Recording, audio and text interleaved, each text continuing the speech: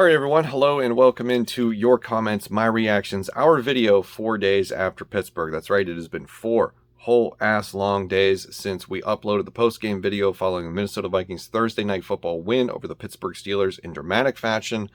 Once again, too close for comfort, almost wound up in the wrong side of the NFL history books. We'll get to more on that later. But yes, it has been 4 days. We did not do the traditional follow-up day after video where I, reacted to all your comments that I selected because real life, holiday season, job, those things all take precedent. So some days I just get home and I'm too tired and I was like, I don't want to set up the camera and talk to myself and all this other jazz stuff that you got to do to make one of these videos. So there might be lapses in content. Just be aware of that going forward. There's been several weeks this past month where I have gone from weekend to weekend without uploading anything. So just be aware that there may be some delays, and that's okay. But I have starved you of content long enough. Let's get into your comments, my reactions, our video 4 days after Pittsburgh. This is what you had to say following the Minnesota Vikings win over the Steelers. We begin with Al and Josh. They say, why don't teams just throw it deep at Breeland and Dantzler on every play? They'll either blow the coverage or get a PI call every single time. I think this is a good opportunity to remind ourselves that we don't live in the world of a Madden simulation where you can't really get away with that. These are still professional teams. These are still professional players. As easy as it may seem to target Bashaud Breeland and Cam Dantzler every single play, it's not that realistic.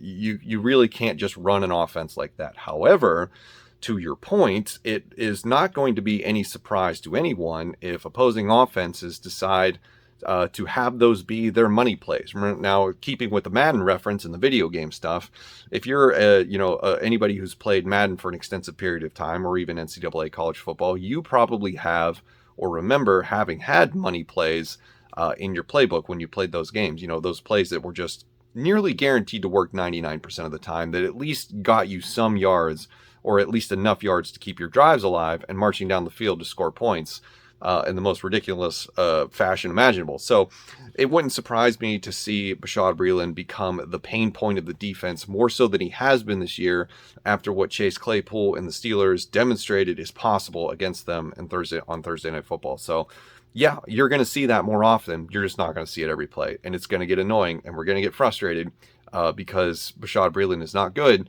and Cam Dantzler is in the biggest sophomore slump that I have ever seen. Next comment comes from Cesar Augustus. They say, if we keep Kirk Cousins after the season, do fans start to boycott? Maybe some, not all. I think that would be a very vocal minority. I don't think people really want to quit watching their favorite team for any reason whatsoever. I think you're going to have some people that are like, okay, peace out, I will come back when this facade is over. I think you will have people do that. It will be an insignificant portion of the fan base, however. I think that if you were to do a pie chart, you're probably got your casual fans who don't pay attention to the team, on social media. Like, they're not that plugged in. They're just like, okay, I'm ride or die with this team. Oh yeah, there's a game on Sunday. Let's check that out. Okay, they won. That's awesome. Oh, they lost. Doesn't ruin my week. Fans like that. You have the Kirk stands that are absolutely going to be, just flustered when he's off this team. So they'll stick with him through thick and thin. And then you have the rest of the fan base is probably made up of a mixture of, more than casual, hardcore fans that are listening to podcasts and, watching YouTube videos that are filmed in Northeast Ohio about the Minnesota Vikings.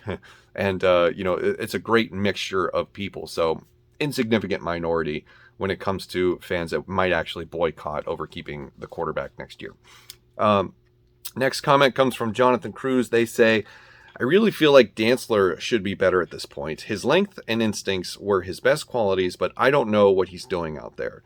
That makes two of us. I have no idea what he's doing out there either. I just don't know if his rookie season was a mirage, or maybe we just gave him too much credit last year because the product was so terrible and he was like the one shining silver lining that we got out of the defense last year. I don't know. Somebody that used to watch or still watches or watched Cam Dantzler play football at Mississippi State for an extensive period of time, this is your opportunity to chime in and fill us in. What the hell has happened to this dude? Because as I said in the previous answer to the previous comment, this is the biggest sophomore slump that I ever expected him to go through this year, and it befuddles me. I don't know what to make of it. Is it just, is it the fact that the defense is once again losing the battle of attrition? We don't have our top tier pass rushers. Is it the inconsistencies with the starters being in and out? Is there just not enough time to gel? I don't know. And the fact that makes it even scarier about, the future of his career arc with this team is that they were willing to bring in Bashaud Breeland, who is, proven to be a crippled shell of his former self this entire season, to start over him. And that's a huge red flag. So I don't know. I don't have the answer to that question. I wish I knew, because then I'd feel a little bit better about the situation. Next comment comes from Jacob Tobin. They say, this game was a certified bra moment. If the Vikings would have blown the lead, it would have been the biggest regular season comeback. The Bills' comeback over the Oilers was 32 points in 1992, was the largest. And he's referring to the playoff game, I believe, between the Bills and the Oilers in 1992. But yeah, this would have been the worst comeback surrendered in the history of the NFL. And I believe the statistic that I read was there was 1,600 some scenarios where this exact thing could have happened, and it almost happened to us. So thank God for Harrison Smith for, knocking that touchdown reception out of Pat Fryermuth's hand at the very last second, because that would have been almost it. I mean, the 2-point conversion, I think, is something that has gotten lost over the past 4 days when this discussion comes up, because they still would have had to do that. And they proved on one of those that they weren't up to the task with that weird inside wide receiver screen that did not work, but just throw that one out of the playbook. That was garbage.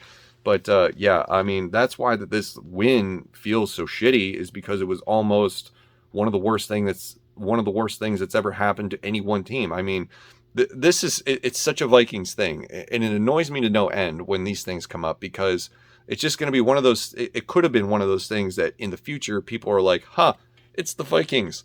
Remember those idiots, those losers that did that thing that only one team has ever done because they're so dumb, and nobody wants to deal with that. All right, next comment comes from Romaine. They say, a win has never felt more like a loss in the soon-to-be over Mike Zimmer era. The fact that you can see the absolute best and worst of this team in one game is a testament to how poorly coached they are. And then they go on to talk about the statistic, or this comment that I've seen pop up on Viking social media a lot in the last 4 days, which is the Vikings would be 12-0 if you take away all the points they've given up in the last 2 minutes of the first half. And I want people to be careful. I'm going to address this comment in two parts. The first part, golden, absolutely golden, on point. I agree with all of that. It is bizarre how you can see how good this team can be and how bad this team can be in one single game. That's phenomenal. I've never seen anything like that. Usually it's like a couple of weeks apart where you see those things. And no, we do this in the span of 4 hours because we're that fucking unique. The second half of the comment is where you lost me, because I want people to be careful when they see this on the internet, because this is clearly an attempt for Kirk Stands to blame the entire season on the defense. We need to stop doing that, because listen, this thing can be twisted a million different ways. It's so specific to go and say, well, if you take away all the points at the end of the first half, which is clearly the defense's fault, Kirk Cousins, you can't blame him whatsoever. You can't tell me he's the problem. Listen, man, if I took away all of the points scored by the opposition for the entirety of the season, the Vikings would be 12-0, no matter where I took them from, right? It doesn't matter. And that's kind of how, that's what makes this stat or this statement really empty, really hollow, because it can be twisted a million different ways. If I take away all the first half points that the Vikings gave up, 12-0. If I take away all the second half points, 12-0. It's stupid. It doesn't mean anything. It's just an attempt by Kirk Stands to, erase or remove Kirk Cousins from the situation of blame and just put it all on Mike Zimmer on the defense. That's all they're trying to do with this specific, very specific drilled down statement. It's baloney. I wouldn't concern yourself over with that too much. Next comment comes from Tim Fergel. They say, the Detroit loss left a scar this season, even with an ugly win tonight. I don't see the Vikings turning the corner this season. This comment and my reaction to it come at a very good time, and I'm actually glad that I'm filming this on a Monday because the week is over. Right now, as I film this, the Cardinals and the Rams are taking place on Monday Night Football. They're going head-to-head, but they're sort of out of our realm, if you will, as long as the Rams don't collapse here at the end. Getting back to the point, the week 14 has all but ended when it comes to teams that we were watching as far as how are the Vikings going to do when it comes to the final seed in the playoffs, because we are in a jumbled mess of 6 and 7 teams at the NFC right now. We got the Eagles, the Falcons, the Saints, us. There's one that I'm missing that I can't remember who it is. Washington football team. So the Washington football team losing actually helps the Vikings gain some ground on the 7th seed in the playoffs. The Eagles are going to be a problem. The Falcons, surprisingly enough, will be a problem despite their massive holes on the roster and their incredible point differential that doesn't go in their favor. Easy schedule down the road. It's a good time to point this out, as he says, we don't really see them turning around the season, and I don't want them to, because I think that if they do get in the playoffs, if they go on a 4-0 or 3-1 run, which is probably what it's going to take at minimum to secure the 7th seed in the playoffs, I think that they're going to go on the road in the first round and get waffle stomped by either Green Bay or Tampa Bay or whoever it is that they have to travel to, and that's just the nature of it. I don't think they have what it takes to beat a playoff team in a playoff atmosphere on the road in the NFC playoffs. I don't see it, so I don't want it. The next comment comes from the Blackhawk crew. They say, can you please explain what Wyatt Davis did to never get a chance to play? I can't explain what he did. All I can assume is that he's just garbage. All I can assume is that he is just not ready. If he had another year of eligibility at Ohio State, he should have took it. I don't know if he did or not. And it's funny because his career arc has done a complete 180 compared to where you saw him being projected during a mock draft season last year, because in the early portion of the college football season, he was projected as a top 15 selection very confidently, if I might add. And then I don't know if it's the injury history or, what's insignificant injury history he's had, or if it's just the fact that he peaked during the 2020 season at Ohio State. I don't know. But, he fell to the 3rd round. I assume that that's for a legitimate reason, because players fall in drafts all the time. I think that the one that sticks out to me was the guy from Florida, the edge rusher. I forget his name. Damn, it's on the tip of my tongue too. But he was a guy that looked like he had all the talent in the world to be a first round pick, falls to the 3rd round, and I think he's out of the league now. Somebody will probably be able to think of who I'm talking about. It's like Ja'Kai Polite. I think that's what his name was, Ja'Kai Polite from Florida.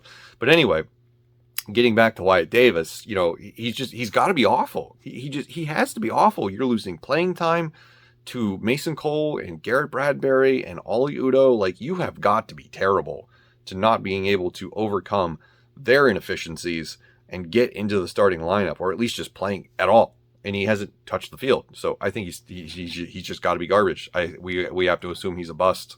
I don't know. We'll find out next year, I guess.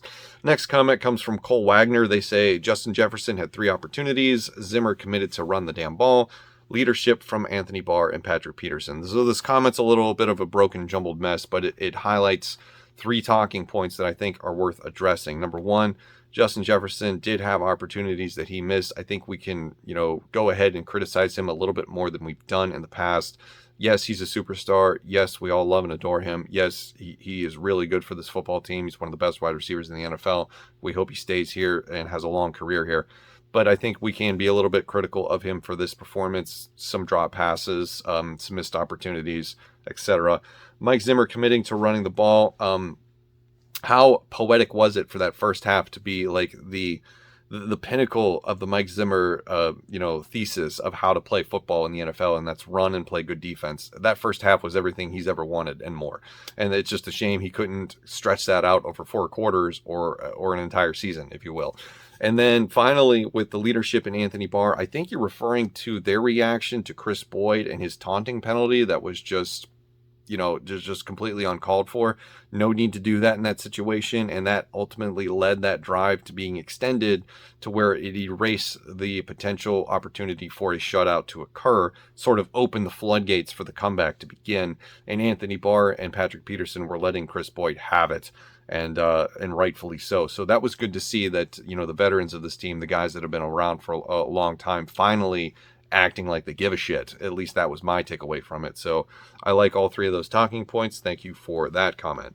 Final comment of the night comes from Kale Lupkis. They say, am I crazy to not want to blow this up and go into a rebuild? Give Kubiak another year and let Kirk play out his contract, another year of the young offense getting better, and investing in the defense next year with the inflation that's about to happen. And I'm assuming the inflation you're talking about is the increased salary cap space. No, I don't think you're crazy at all. I think that this is a very modest, it's a good approach. There's nothing wrong with this. I think you could say that this is a level-headed approach. And I think a lot of people would agree with you that they would rather do this than blow it all up. Now, one thing that I want to clarify, when I say, and I think when a lot of people say, blow it all up, burn it all down, we're being a little facetious because we're so frustrated with the product on the field that we're ready for any kind of change. I don't want to strip away all of the parts that are working and are good and the foundation pieces that we currently have. I don't want to do that. I don't want to be that extreme. I'm not looking for an entirely new team, from the top of the depth chart to the bottom. I just think that we need to make significant changes that are going to change the culture, the atmosphere, the identity, and philosophies of this team to better utilize the talent that we do have and make them more successful. So I don't want to get rid of Christian Darrisaw, Brian O'Neill, Ezra Cleveland. That would be insane. I think we can do better at center and right guard.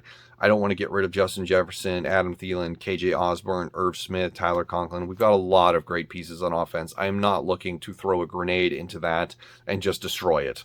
That's not realistic, and that is completely unreasonable to expect that would be part of a quote-unquote rebuild. What we're looking here for is changes to the coaching staff, a complete overhaul of the philosophy, a more offensive-minded person. At least, I'm rattling off things that I want, and I think a lot of you want as well. But there's a lot of good pieces. Are there good pieces on the defense? I don't know. The defense is a little bit more sus when it comes to what you would keep. And I think given the fact that Kirk Cousins' contract take next year is $45 million against the cap, which I think is projected over 20% of the total cap value, it makes it difficult to see how you're going to retool the defense in a manner that's going to be effective, that doesn't cause 2020 and 2021 to repeat a third year in a row where you just don't have the resources to build a better team around your star quarterback. So I think that that's where we're at with the blow it all up and tear it all down situation. We're not talking in, what's the word I'm looking for? We're not talking in absolutes. And I think Vikings Twitter, especially the Kirk Cousins stands, they take things too seriously, too literally. Like if I say this team is garbage, I want everything different, they take that too literally, say like, oh, well, why don't you just move the team to St. Louis and call them the St. Louis Vikings if you want change so bad. That's not what I'm talking about.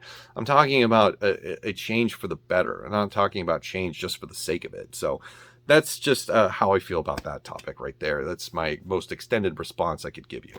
All right, so that's going to do it for this video. Thank you for all your comments. I look forward to uploading more in the days and weeks to come, so stick around for that if you haven't subscribed already. Thank you for watching. I'll see you in the next one.